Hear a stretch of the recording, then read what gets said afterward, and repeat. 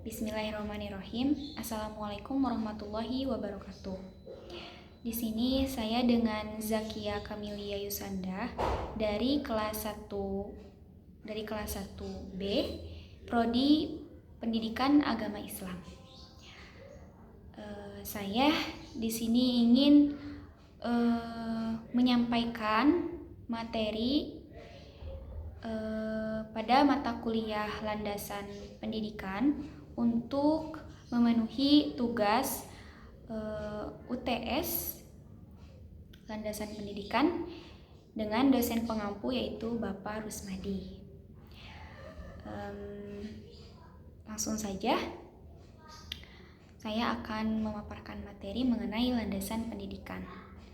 Sebelumnya di sini saya akan menyampaikan pengertian dari landasan pendidikan. Apa itu landasan pendidikan? Landasan pendidikan adalah tumpuan dasar konseptual yang digunakan dalam dunia pendidikan. Landasan ini diperlukan dalam pendidikan, diperlukan dalam melakukan analisis kritis terhadap kaidah-kaidah kebijakan dan praktik pendidikan.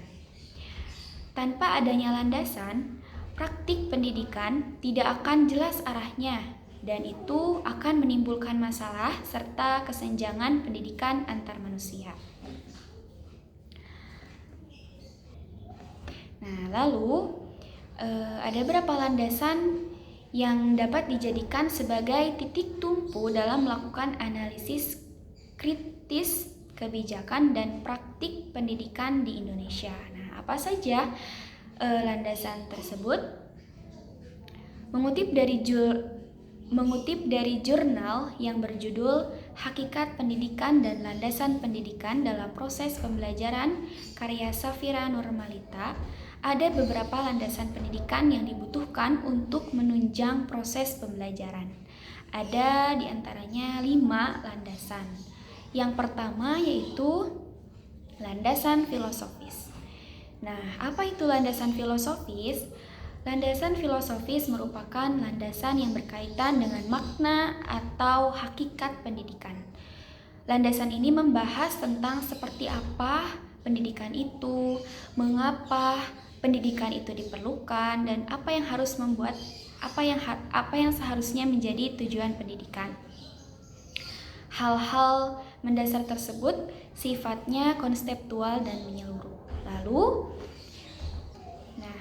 Lalu yang kedua ada landasan sosiologis. Pendidikan tidak terlepas dengan kehidupan interaksi sosial. Pendidikan juga tidak dapat dilepaskan dari upaya dan proses saling mempengaruhi antara individu yang terlibat di dalamnya. Dalam landasan sosial, terlebih dulu ditentukan apa yang dinamakan pendidik dan peserta didik. Siapa yang bertanggung jawab atas perilaku dan siapa yang memiliki peranan penting dalam proses pengubahannya. Keduanya penting dalam menunjang proses pembelajaran. Lalu, yang ketiga ada landasan hukum. Pendidikan selalu bersangkutan dengan berbagai aspek kehidupan manusia. Kebijakan, penyelenggaraan, dan pengembangan pendidikan dalam masyarakat perlu diatur dalam landasan hukum yang jelas dan sah.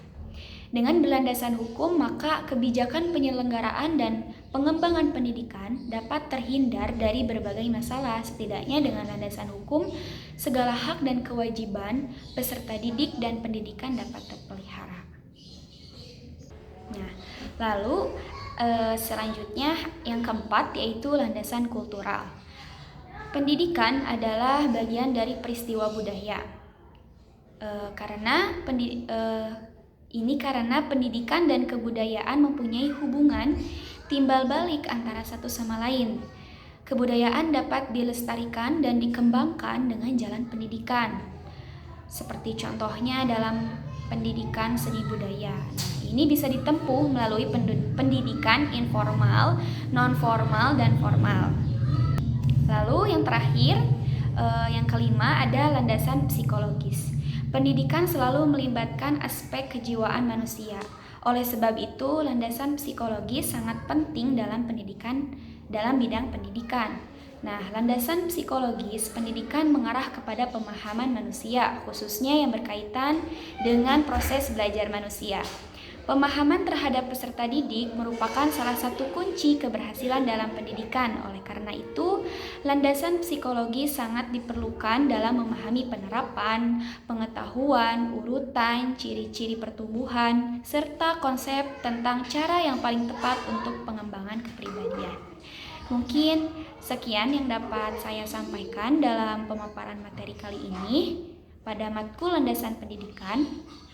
Mohon maaf